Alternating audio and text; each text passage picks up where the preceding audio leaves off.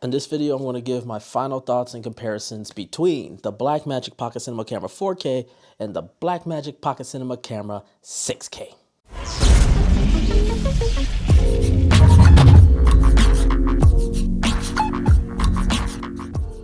What is up, everybody? James Jackson here. I'm back again with another video. So you guys are probably noticing that I am in a very different environment. I'm actually in another part of my house because my studio is basically sort of deconstructed at the moment because I'm taking a lot of my gear out of state for a shoot where I am going to be utilizing the Pocket 6K for the productions. Really excited to get that and see how it is on an actual paid gig. Done a lot of testing. I feel quite comfortable bringing it onto a actual paid set. It'll be filming alongside the Canon C200. But today is going to be sort of my final thoughts in the second part of my comparison series that I've been doing of the Pocket 4K and the Pocket 6K. Overall, the 6K did exactly what I expected and kind of surpassed what I expected. The 6K, obviously with the higher resolution and higher frame rates, gave amazing, nice, sharp image quality that definitely showed to me throughout the testings that I did over the Pocket 4K. Obviously higher resolution, but what threw me off was the rolling shutter and the low light. The rolling shutter, I expected it to be much worse than the Pocket 4K, but honestly, the rolling shutter was about the same, to be quite honest. The rolling shutter is not nearly as bad on a readout as I thought using the ProRes options. And that was great to me because now I can still use the ProRes options for quick pans or turns. For the most part, I'm not gonna be whiplashing it everywhere, but I'm glad to see that the quality of the rolling shutter is not worse than what I anticipated with the Pocket 4K.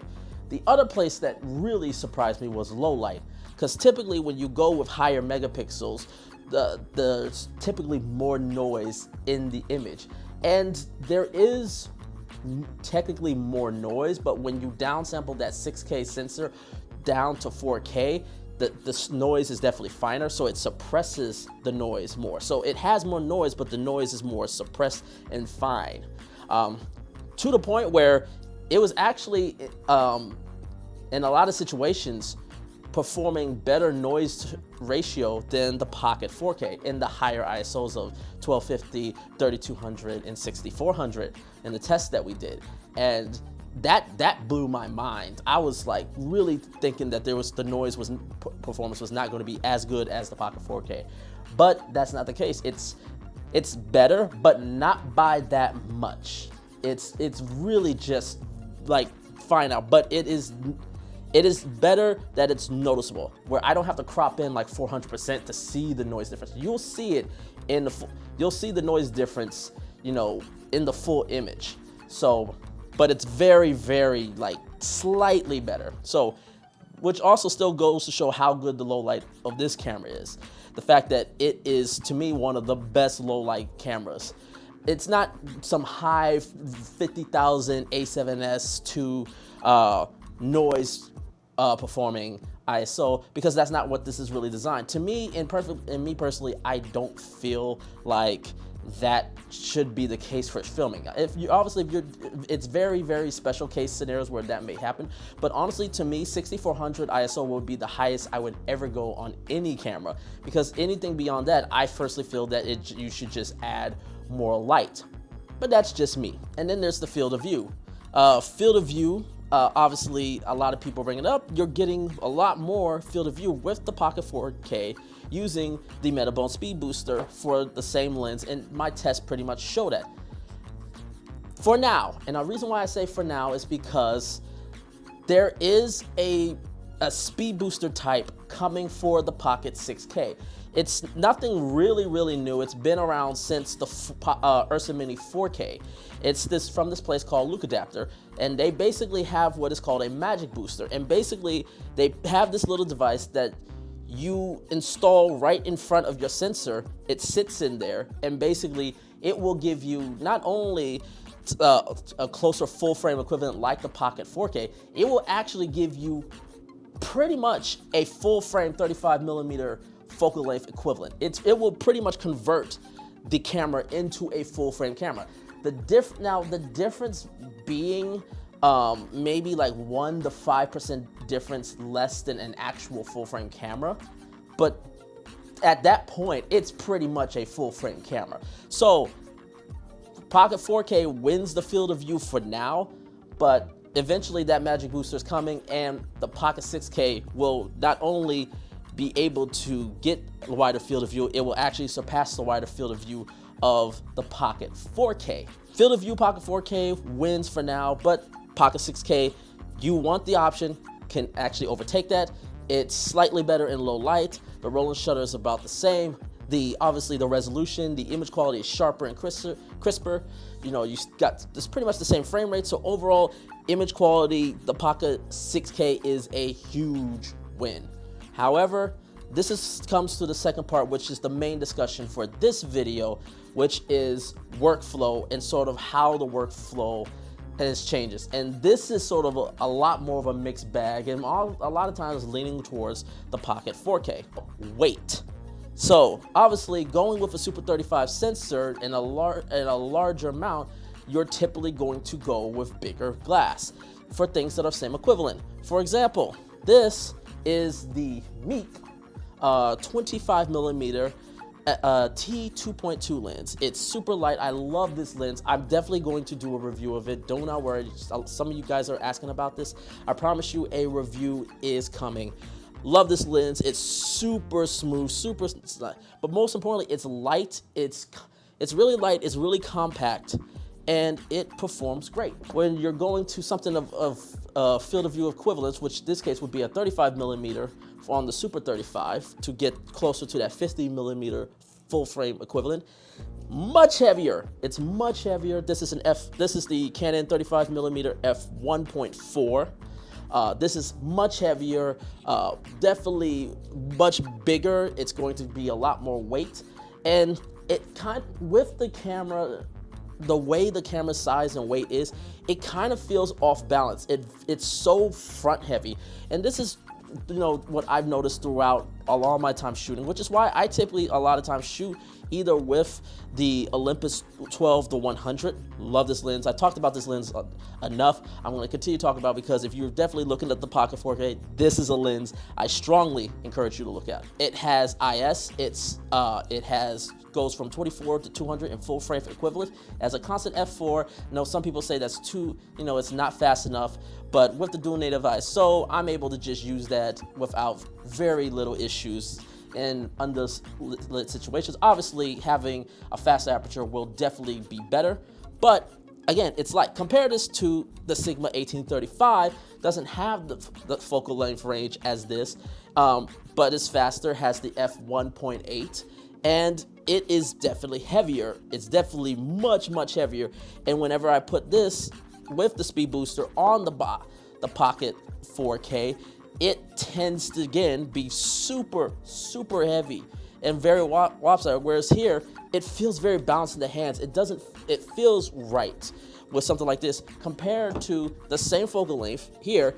It feels very front heavy. It feels, hand holding is not going to be nearly as, it's not going to feel nearly as nice on the Pocket 6K as it is on the Pocket 4K because it's so front heavy. So you definitely either want to this is more definitely of a tripod on sticks, or if it's tripod, monopod camera where you want to be able to put some rails, a V-mount system, and sort of counteract that weight. You definitely want to add some weight to the back of it to sort of balance and even it out. If you want to try to do handheld, whether if it's over the shoulders or if you want to do it close to the chest, definitely get that, and maybe like a second, like an arm system to sort of help you balance that out. This to me is definitely, if you definitely are sort of want to be able to travel as light as possible, the Pocket 4K is going to definitely be the better option, simply because the glass that you have is going to be much lighter with the Micro Four Thirds mount system compared to the EF mount system. Speaking of lenses, let's talk about that. Another win for the Pocket 4K would be you have a lot more versatility. Even if you add the Luca adapter and get that full frame equivalence, your options are going to be much more limited on the Pocket 6K compared to the Pocket 4K, that it can adapt to so many different mounting options. PL, you can go up to EF, you can adapt to a wide variety. You can adapt it to Nikon. You can go a whole slew of different routes with the Pocket 4K. And again, the lenses, it gives you a lot more variety of lenses. With the Pocket 6K, you can go PL mount. There are PL to EF adapters out there, but I would definitely say be very, very careful about how you go about it, because some of them, they're sort of like, well, they're crap. So be cautious. You can adapt to the PL. You can adapt to the Nikon, but you don't get as much flexibility out of it. But really, you're sort of limited to the Canon ecosystem, which is fine. Canon has the widest ecosystem of any camera company, so that makes up for it. But also the fact that, especially if you go with the Luca adapter and you go with the full frame equivalent, well, now your options are much more limited, and you can't. With that Luca adapter, as I brought up before, it's more of a permanent fix. You can't then just unhinge it, take it out whenever you can. With the speed booster, you can do that. You can easily modify it on the fly, on the whim, if you want to go micro four thirds or if you want to go to EF.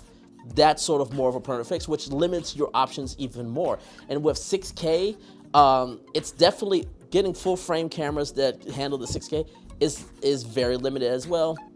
I mean, it's always limited with Super 35, but at least with Super 35, and why I'm most likely going to stick with the Super 35, is for the fact that a lot of the cine glasses, especially if you want to go the cinema route with the, with the PL mounts, if you do get a PL adapter and go with these PL mounts, especially if you got it, you have to, if you want to use that anamorphic mode, because you can't use the micro four thirds anamorphic lenses. You have to go with the PL ones. If you're going to go that route, you have to.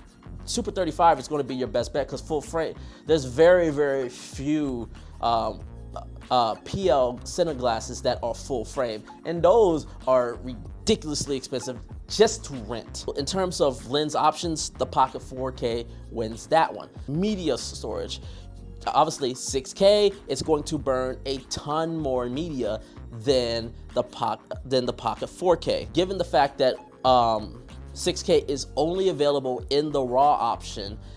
You do have various compressions, which is great. At the lowest compression rate possible, I know people use 12 to 1. Actually, Q5 can give you a much better compression rate if you're using proper exposure. If you're properly exposing your images, it actually doesn't do as much work, and it takes less damage, especially in underlit situations. So if you're in more underlit situations, you actually save more media using the Q5 than 12 to 1. For example, I got in 6K, I got about, I would say around 350 minutes. When exposure is correct, I got about 350 minutes of usability of a 512 CFast card, which is what I typically use for a lot of my shoots. With the Pocket 4K at DCI 4K using Q0 for this 24 frames per second, for the same setup in DCI 4K, you're going with about 550 minutes, which is more than 3 additional hours of record time. More than 3 hours of additional record time on the Pocket 4K compared to the Pocket 6K. That is a huge, huge difference, especially if you're doing long, super long, continuous takes. Weddings, something like weddings. Weddings is some of the things I've been looking at and sort of looking towards offering RAW options for my clients to get more of that cinematic purpose, and also have the ability to just go in and just match cameras a lot easier with just putting in white balancing, just putting in the metadata and manipulating the metadata. So having 3 additional hours of record time available is a monumentous, I know I said that wrong, oh well.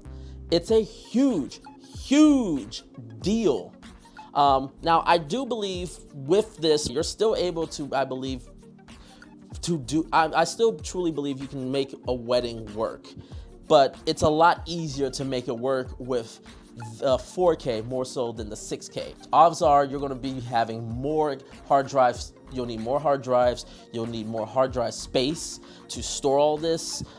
If you're uploading to a cloud service, I hope you have some sort of cloud service that has unlimited storage. So, because you will be burning through a lot of gigabytes really, really quickly on the 6K compared to the 4K. So, in terms of media storage management, 4K also takes the advantage. And then finally, there comes to post-production workflow. How does it work? I can't speak for everybody about this because this will depend on your setup and sort of your rig. Me personally, I found that my laptop is able to handle the 6K files with relatively ease, so that's great. The only thing is playback's a little bit hiccupy, but once you render it, it's pretty much the same. Now, I have a Dell Inspiron 7000 series that has the UH display one. I'll leave a link to all my specs in the description I'll talk about, but I'm able to edit my 6K files without any sort of little blowback on my computer. Compared, now the Pocket 4K performs a little bit better, obviously performs a little bit better, it doesn't have as heavy files, but I am able to basically edit with the setback and post work is not nearly as much as it could have been. So I'm very happy about that. Even though it's a win for the Pocket 4K overall in terms of performance, 6K is definitely usable, viable option, especially if you got a good gaming laptop. You can edit 6K Blackmagic RAW files without any issues. So who should get the Pocket 6K? And really, honestly, the people who should get Pocket 6K is if you are seriously ready for 6K and you want to actually work with 6K files. That is really the main difference, because overall, optically, they're about the same. They got the same color science. They'll get roughly, once both parties get both their speed boosters, they get both roughly the same. They both perform well in low light. Now, really, it comes down to, do you want to work with 6K? Do you want the clean resolution? And also, are you ready to deal with the extra media management when it comes to 6K?